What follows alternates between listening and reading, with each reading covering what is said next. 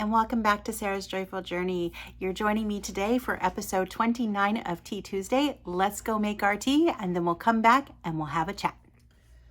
Well, we're getting ready to make our tea. I am going to make a pot of tea just because I haven't had a whole pot of tea in a while, and I love this little pot. This pot was a gift from my friend Rachel. What I would love to do is find a cup that has like strawberries or something that can match it. That would be fantastic. But in the meantime, I'm going to use my Royal Albert mug. This is from the 1970s. 1950s. It's called Festival, and it's part of the 100 Years collection for Royal Albert. And then we're going to have Chocolate Mint by Harney and Sons. This one is pretty good, and I haven't had it in a while. So let's get started making our tea.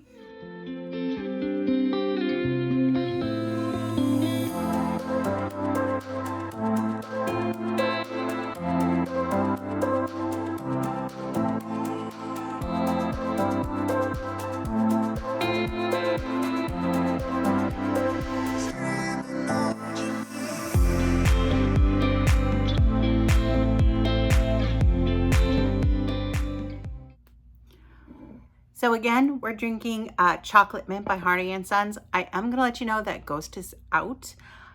I don't normally leave him out when I'm recording. Come here, bud. Can I say hi?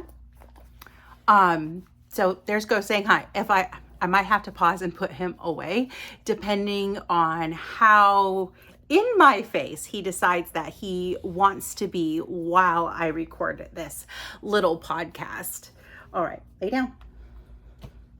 He's still very much a puppy, and while he listens very well, he is glued to me at all times. He's now giving me goofy puppy eyes and wanting a belly rub as we start this. So let's see how he does. Let's just see how he does. All right. So lots has gone on this week. Lots of updates. Lots and lots of updates. I just finished my first week of work by myself. It has gone very, very well. And all the anxiety that I had leading up to working on by myself was really kind of unwarranted. I knew most likely it was, but I also knew that there's no stopping it. That's just part of me being anxious. Lay down, buddy. Good boy. All the way down. Good boy. You stay. Stay. All right. So it went really, really well. My team is very, very nice. As you can see, he's not listening to me at all right now. And I think it's just because I worked the past 2 days and my work days are very, very long. Very long. I usually leave the house by like 8:30 and I'm not getting home till 10 or 10:30, depending on what time I actually get off. I'm supposed to be off at 9 o'clock. But out of the 4 days that I worked this week, that has happened one time. But the calls are going well. I'm able to handle myself all by myself.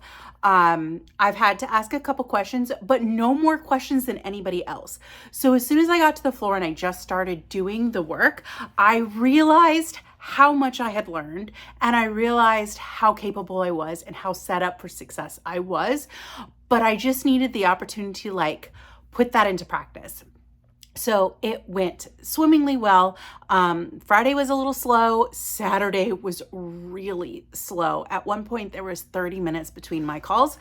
So I've learned that reading at work, if it's not a break, is not ideal for me. I'm too distracted trying to make sure I don't miss anything with a phone, so I can't get into the book and enjoy the book. So reading for me, when it's not a break, no go.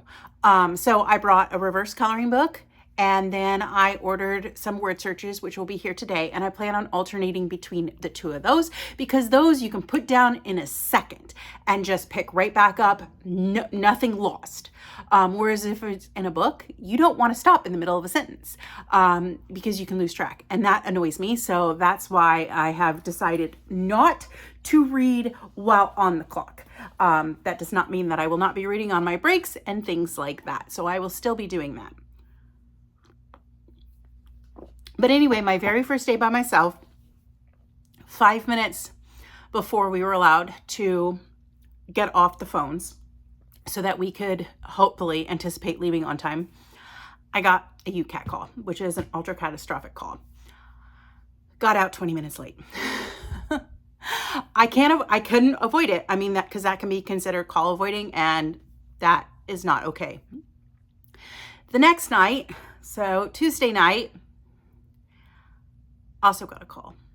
Wasn't as bad. This one I got like 15 minutes before we got off, and I was only over by about 5 minutes. My calls on average, well, there's really no way to average it because each call is different. Some are super fast because you're just saying, I'm sorry, I can't help you with this. Let me provide you that. And those don't take but a few minutes.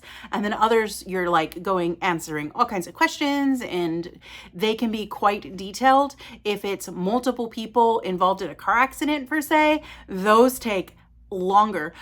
They have a nice payoff because you're signing up usually multiple people. So that's nice. But it still meant that I didn't get off the phone on time. Then I was off for 2 days, and then Friday I was the only day I got out on time.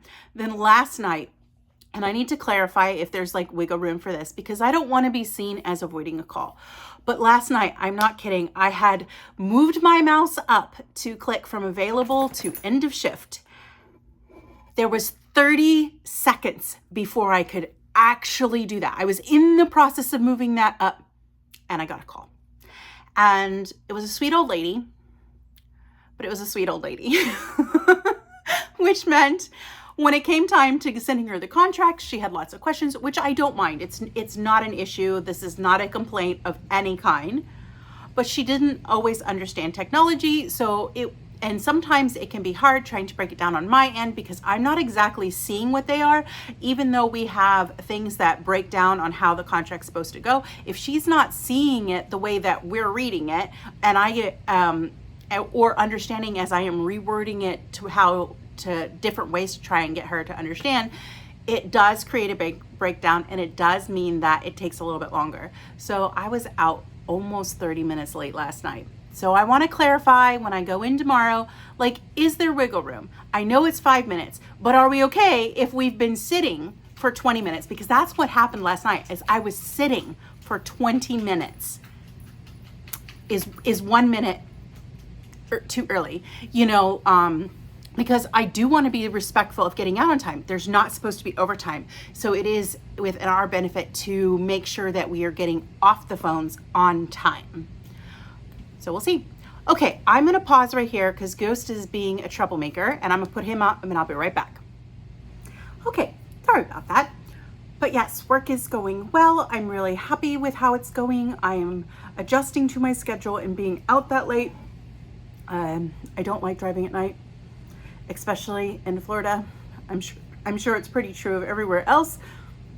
It has been in the past, but since I no longer live everywhere else and I live in Florida, drivers are crazy at night. I cannot tell you this week how many people I saw driving down the freeway with no headlights on at 9:30, 10 o'clock, 10:30 at night. And there's whipping in and out of traffic. So scary, so scary. So I usually just get in one lane, usually the slow lane, and let all the craziness happen around me. But sometimes I do have to go around people who insist on going 5 miles below the speed limit.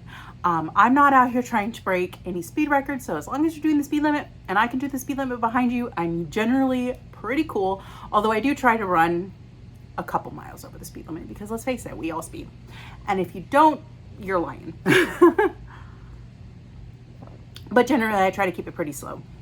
But some of these people, they're driving 15, 20 miles an hour above the speed limit, and that's scary. And even more scary now that I have the job that I have, and I see how many people are involved in accidents, and just most of them got hit because of driver negligence of someone else, just not paying attention, texting, talking on their phones, or being drunk. Although surprisingly enough, that one so far has been pretty rare. Those that do get hit by drunk drivers usually are in horrific accidents, either for the drunk driver or for the parties. I took one this week, and the drunk driver, He was seriously injured. Thankfully, the family he hit, the second family he hit, because he hit someone before he hit them too. The second family was generally okay. But yeah, it's really scary, and I can see now how easy these accidents can happen. I did have a call that was very interesting yesterday. I had heard about it in training. I had not experienced this. I'm not going to go into details because, again, this is people's privacy. And even though I'm leaving their stuff out, I don't want to go into great detail of the type of calls that I'm taking. It just doesn't feel great. I may do things in general, but that's about it. But anyway, in training, we were told that we will, at some point, have someone who will call us literally 30 seconds after they've been injured. I got that call last night. Everybody was busy. The caller, the person who is injured was hysterical. And understandably so. I'm not playing that down or anything like that. That person had just been seriously hurt and had every right to be hysterical. So my gut and my training with psychology and all that kind of stuff, and the backgrounds that I have had, is you take care of you first and then you follow up. So while they were calling us for a very specific reason, and I was going to be happy to help them, and if they really had pushed that they wanted to complete a consultation with me, I would have done it. However, my priority was to make sure that she got the medical care that she needed first, because that was more important. Neither situation was a 911 type of emergency, but it was still serious enough that she needed to get taken care of, and she was hysterical, and she was going to need to calm down, be in a little less pain. So I just assured her, I'm like, you can call us back when you're ready. We're here 24/7. We can help you.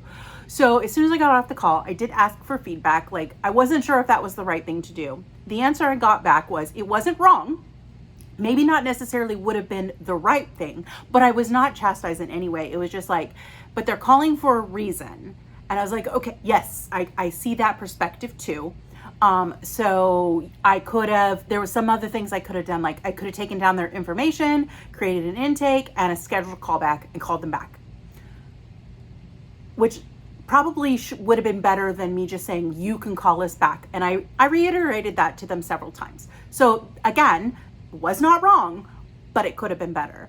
And the other thing is, if they really had pushed it, do the intake. Thankfully, they didn't do it. They didn't push for that, but it's okay. Hopefully they will have called back. I think they will, because the caller was already a client for another case. So he has a relationship with us. So I'm pretty sure that they were going to call back. But it was nice to ask for feedback just to see, like, hey, one, was that okay? I just went with my gut, and this is what my gut and previous experience told me you do. You take care of you first, because that is the priority. We'll still be here. We can still talk to them. We can still, a delay of a little bit was not that big in my mind. And it's true. So again, being compassionate and everything was not wrong, but I could have done things differently and tried to help the person who was on the phone a little bit better. So that was really nice to get that experience and understanding. But that is enough on work front. Health front. I did 1% better this week. Last week, I didn't walk at all. This week, I walked once. And to be honest, I would have walked my 2 days off as well, except Hurricane Helene was out there. And while we didn't get any major effects, it was windy, it was rainy, and you just didn't want to walk outside. It was humid, muggy, icky.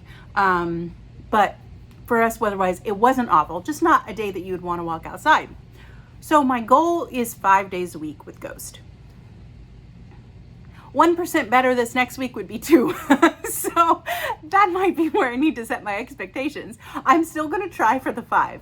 But if I can get 2, I will call that a successful week and getting back into my movement. So that would be a very good thing for me. So that is going well. The other thing that I have done, which I have wanted to be able to unlock the power of fasting for a while. So on a whim, I didn't record it, didn't really publish that I was doing it. I did mention it the day I started it, but I didn't go into it. I'm going to start fasting. Not anything crazy, not anything spectacular. My goal would be to be able to fast for 72 hours, which I think is about as long as I will be able to do it anyway. But I want to unlock the power of fasting, and I want to be able to use it as a tool, not necessarily weekly. How I see myself doing it is doing it for a couple of months, so like 8 weeks, taking 2 or 3 months off and doing a cycle where I have fasting again. So it's not anything permanent. I already do permanent intermittent fasting. I do. I mean, it's natural at this point. I don't have to think about it. It's just the way that I normally eat with keto and carnivore-ish, since I tend to be more of a meat-based keto than a full keto. But I do have other things that are definitely keto. So that was good. So how I did that is I woke up, I had breakfast, a very hearty, fulfilling breakfast. I made my protein power bowl. So that's on my recipe website, is on if you want to do that. Yeah. So I did that, and then I didn't eat until this morning. So that went really well. So I'm going to do one more 24-hour fast next week, probably the same day. And then I think the week after that, the plan is to go for 2 36-hour fasts, of maybe 3. We're going to see how I feel. And then I'm going to try to do a couple 48s, and then I'll try for the 72. So yeah, so that will be good. Now, for the news that I am most excited about, because I feel like I've really fought for it and just fought to maintain just health in general. I lost 5 pounds this month. After being on a roller coaster for almost a year, which it really wasn't about what I was eating or not eating. I have stayed consistent, but I've had to deal with stress. I've had family illnesses. I've had injuries. I've had surgery. Family members have had surgery. I have changed jobs. I have left a job. I have had to hire a lawyer. So much has happened this year. My weight has been a roller coaster ride.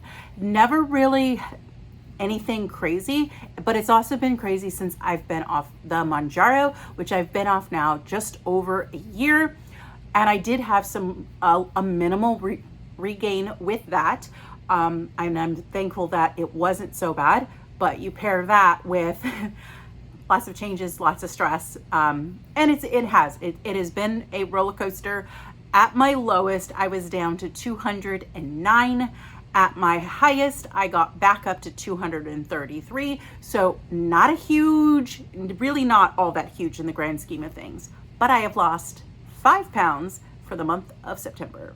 And I am ecstatic. I have worked hard for all those pounds by staying consistent, by working on making sure that I'm getting plenty of sleep. I'm trying to reduce my stress as best as possible, because even though my job is different and in a lot of ways it's not as stressful, it is still an emotionally taxing job, and I have to deal with that and make sure that I'm regulating. So I have lost 5 pounds and I'm excited about October. My goal is to lose another 3 to 4 pounds. Seems totally reasonable. Could I try harder to lose more? Yes. Do I want to add that additional stress to myself? No. So, yes, I realize I can push for it a lot faster, but I'm not about speed at this point in my journey. I know that I gained weight really quickly, the initial batch. And then the rest of the weight took several years to come back on. So the way that I look at it is I'm going to lose a batch of weight initially pretty quickly. And I did. I've maintained 75 pounds of that. That came off in a year. That's quick. That's about how long it took me to put it on. That's how long it took me to take it off. Now the remaining little bits of my weight is going to take probably a few more years to get off in a healthy fashion. And that is what I'm about. I'm not about speed. I'm about doing healthy. But if I can lose 4 to 5 pounds every month, at 5 pounds, I'm losing 60 pounds a year. That is not a small amount of chunk change. Not enough, not at all. If I were to lose 60 pounds from where I'm at now. Let me just do math. That would actually put me below my top end goal. So I have a top end goal, a middleweight goal, and I'm shooting for gold goal. I don't know if I'll ever get to my shooting for gold goal. I could get to my top end goal and go, you know what, I'm fantastic here, let's breathe. And who knows, maybe I'll get to that goal and I'll say, you know what, I need to pause and I need to breathe and I need to get comfortable in this body, which is kind of where I'm at now with this body. I've been the same size, fluctuating here or there, for over a year now. And it's not a bad thing. That is actually a very, very good thing. So I may get to, if I lose 60 pounds in the next year, so between now and next September, that would be fantastic. That would put me at about 170-ish. Yeah, I think that's right.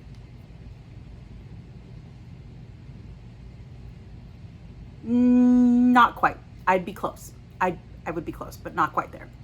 My top end goal is 180 pounds. So 60 pounds would definitely put me just a hair under that. Because right now I'm sitting at 228. So fantastic. It is fantastic. I have fought super hard for that. It may not seem like I fought hard for that, but that was a mental game more than anything. And that, I think, is so much harder for me than tackling what to eat. I'm good with what to eat. I know what to eat till the cows come home, and I eat it on repeat, eat the same things. I know how to move my body. Yes, I'm getting back into that because schedules changed and things changed, and I got a little bit away from it, and because I couldn't maintain it, and that's fine. Things happen, things come up. You can stop, you can pause. The important thing is to pick back up, and that's what I'm doing now. Is I'm picking back up with my walking and all that kind of stuff. 1% better every week. Just 1% makes a big difference. It adds up.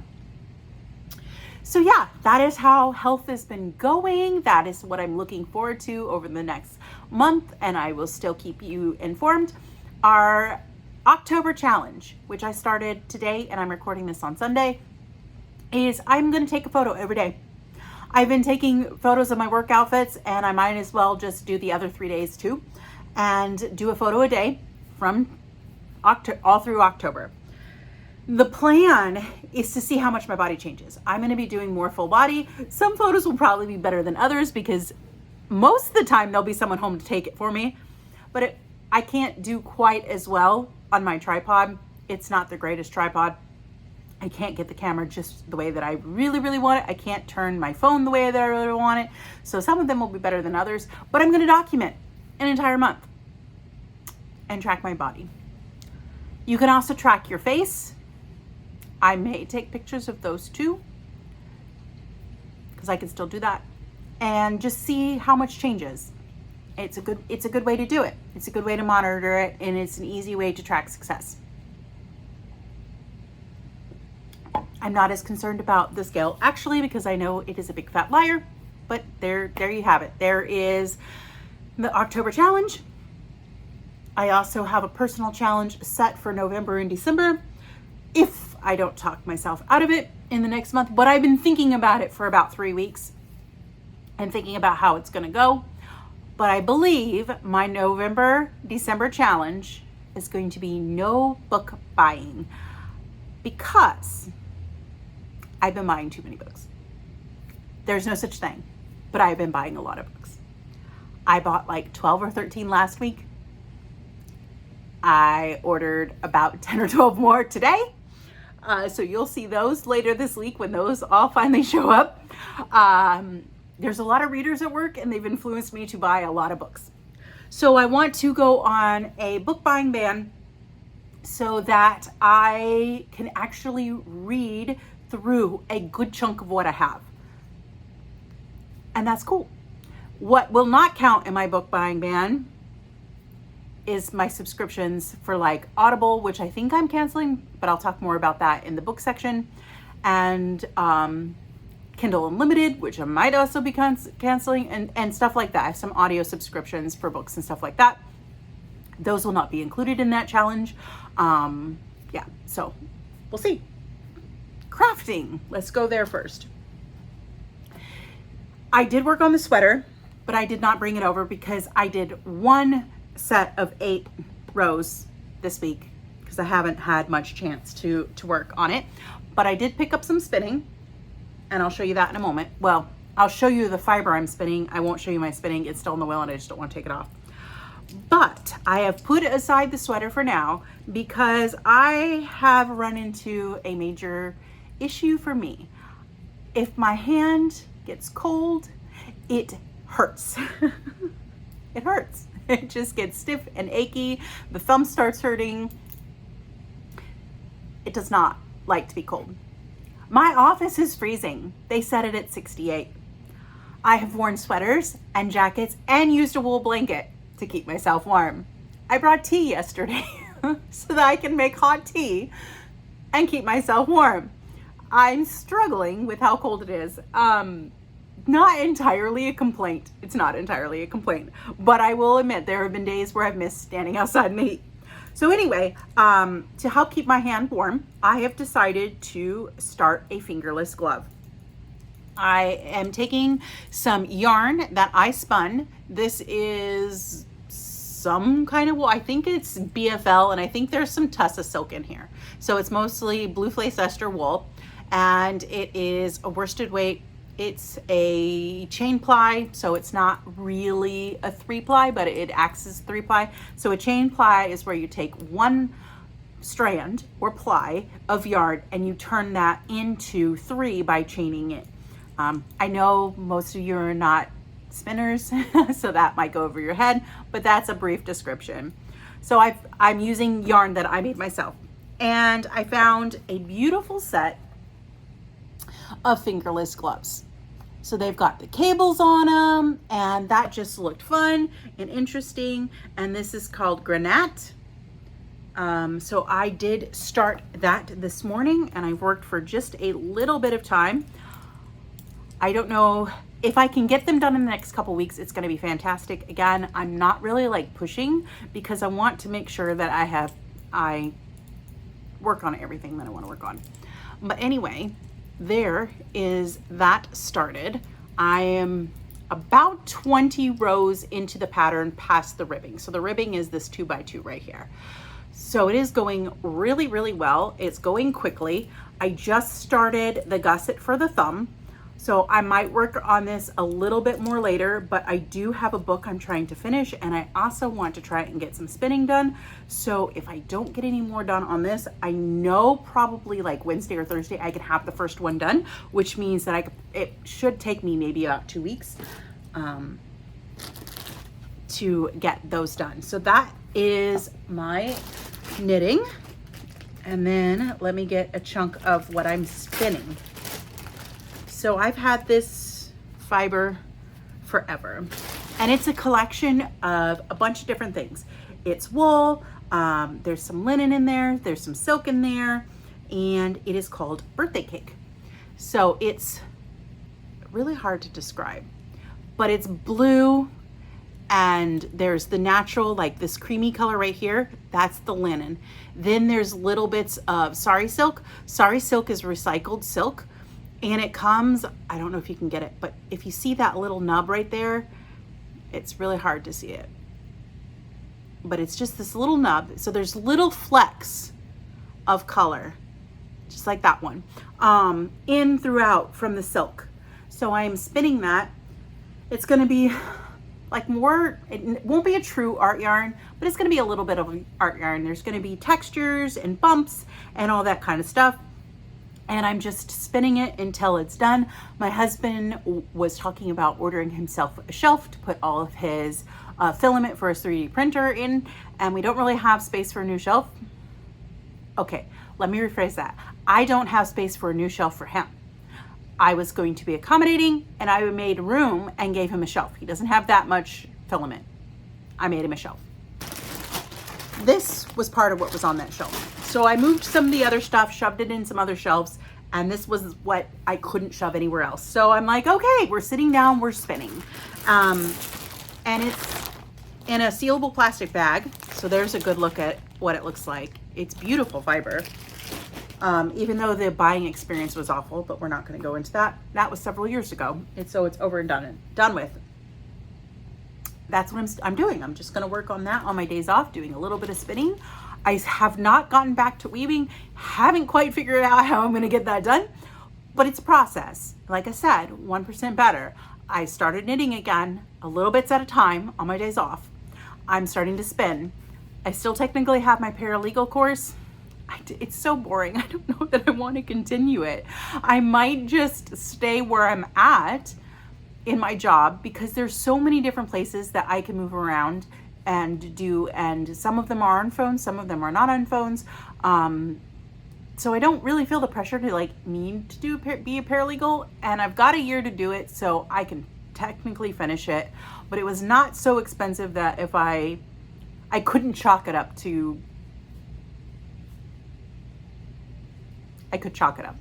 It wouldn't be, I hate to be wasteful with money, but I wouldn't necessarily see it as a waste, because sometimes you have to spend a little money and try something to see if you actually like it. And it was a calculated risk, and we both agreed that it was okay. Even if I decided to say no, it was right within that range where we felt comfortable that I could just walk away. I still have to pay for it, but I don't have to complete it. There's nothing that says I have to complete it. So we were okay with that. I haven't decided. I haven't done anything this week. I'm gonna try to do some this week, and maybe this introductory course is the worst one. But like I said, I have other things that I want to do. I want to spin, I want to knit. I definitely want to read, and my work days, I don't get as much reading done as I would like, which is fine. But I also need to make sure that I'm keeping up with this channel, because this channel is my passion, and something's got to give somewhere along the way. So that might be school. Hopefully that's not weaving too. I'm gonna try. We'll see. Book talk.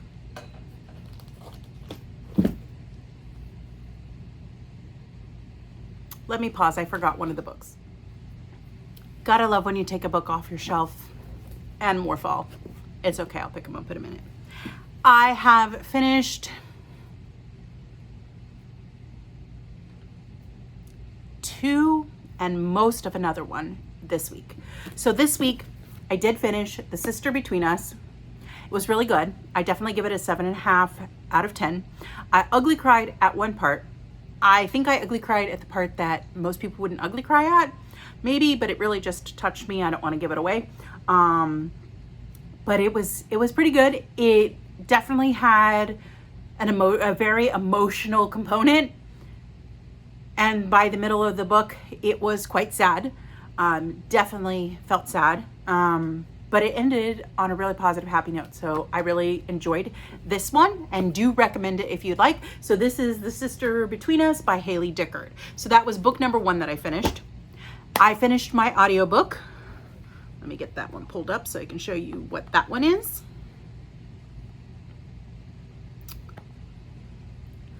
Which was book 9 in the Brash Brothers series by Jenna Miles. This is Maverick.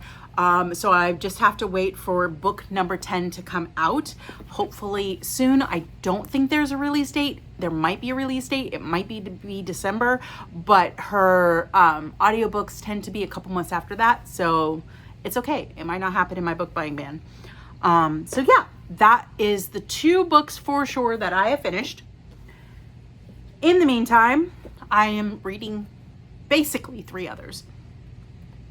I showed that I had read The Contract. I think it was last week that I showed that I did that. This is book 3 because The Contract and then The Baby Clause were book 1 and 2, and they were in the same book. Book 2 is technically a novella. This one has been very, very good. It's, as you can see, I am almost done. I really only have about 100 pages left. I'm going to try to power through this today. But we'll see. I do want to spend for a little bit, and I want to read, try to get this done.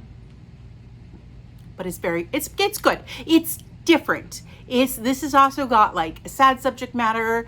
Didn't make me cry necessarily, but it's emotional. Very, very emotional. There's one more book after this one, which is this one.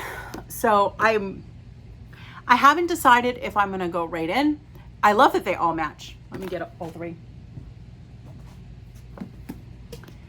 So, I mean, the covers on these are absolutely fantastic and all match. So yeah, I might go into this one right away. I probably will. I might try to read 2 books at a time. Technically it would be 3 or 4 books at a time because I usually have an audiobook going. And then I have another book that I'm reading that's kind of got left behind, and I need to get it read at some point before I totally forget what's happening. But this is the one I'm currently reading and hoping to finish today. This is the one that I am like 5-6 chapters in. I am enjoying it. It is definitely more in that fantasy realm. It is dealing with death. There are some funny components. I love the tea component. I am not so far into it that I'm like hooked into it, but I'm interested to see how it goes. But it's easy for me to set aside and do other things. Like, it's not so much of a draw that I'm barreling through it like I am with some of these other books that I just get in and I'm reading them super, super fast because I'm drawn into the story. This one's moving a little slower. Not necessarily a bad thing, but it does happen. So I'm gonna have to put this on the front burner at some point. But my team lead recommended a book to me. It's a fantasy book. It's dark subject matter. It's not a romantasy. I'll show you, you'll get to see it, and I'm sure I'll talk about it as I start reading it. But he recommended that, and it's a 3-book series. And I really wanted to start that one because when he was telling me about it, I was like, that is right up my alley. That's coming today or tomorrow. So I have no idea how I'm gonna end up reading what I'm gonna read because I have so many books.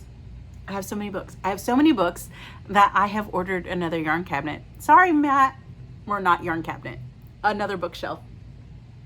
I didn't tell him I did that, so he's gonna find out when he watches this. This will be fun. He's gonna come for me. Not in a bad way. Not in a bad way. I found a rotating bookshelf that will fit next to my TV that is supposed to hold 100 books. I need to start, like, at that point, I just need to, if I fill that up, I just need to start getting rid of some yarn, either getting rid of it because I'm not using it, or I need to start using it, which could take me a lot longer than if I just got rid of it, because I have 0 space to put another cabinet of any kind in this house without it looking like a hoarder lives in here.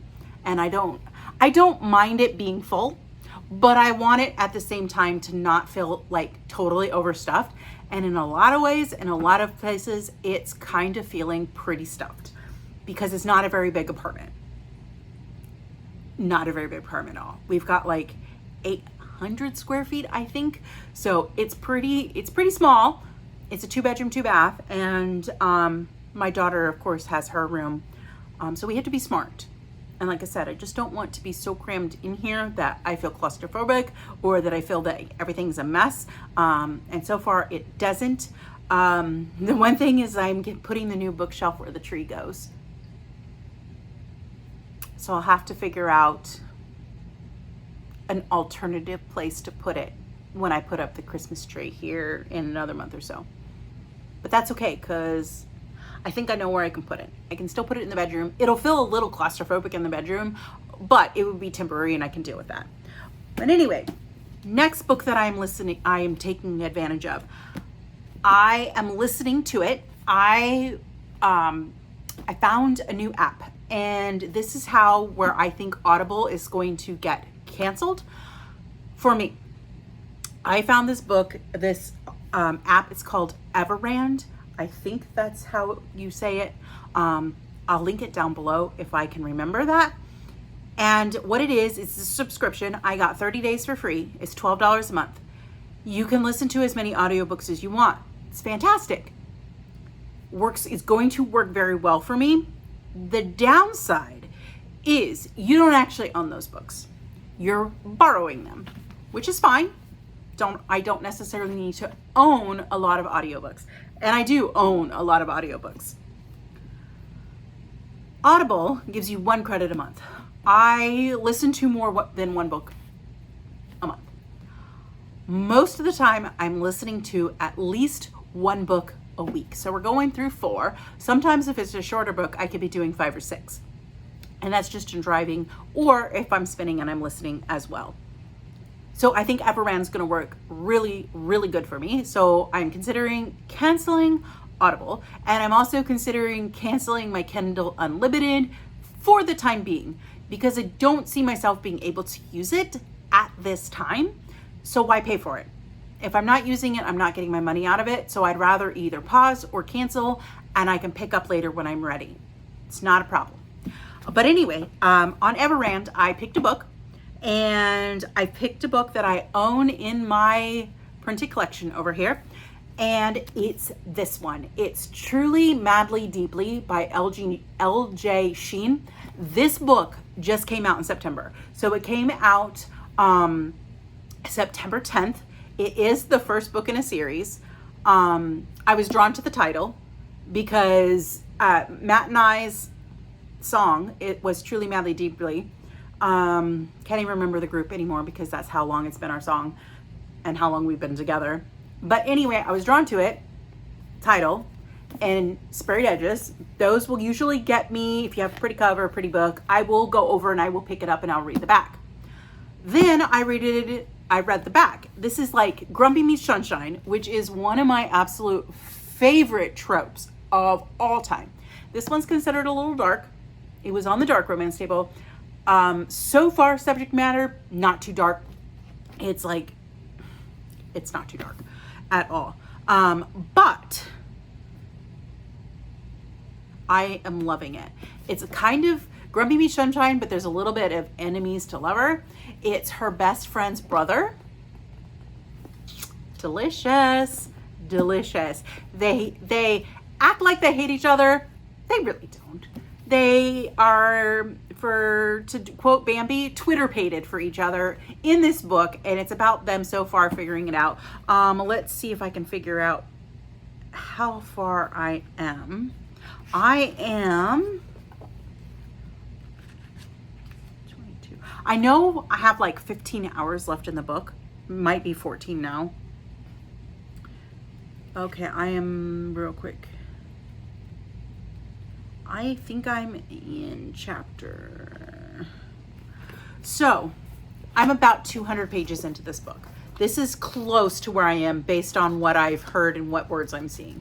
So I've read about 200 pages, and the book itself it's quite beefy. It's not super beefy, but I know for some people it's definitely a thick book, but not anywhere near as thick as some of my others. It's almost 500 pages. It's 498. So I'm a third of the way through, loving it. I cannot wait to get through the rest of it. So this is my current listen. I might get this listen done this week. Should be able to get it done in a week. I don't know what I'm going to listen to next, but that one is definitely enjoyable and fun so far. I'll let you know my thoughts once I actually finish it. So that is going to wrap up our book talk and health talk and work talk and just everything that's gone on in my life in the past week. So thank you so much for joining me, and I hope that you will sit down with me next week. What you can expect later this week after this video comes out, you can expect another What I Eat in a Day.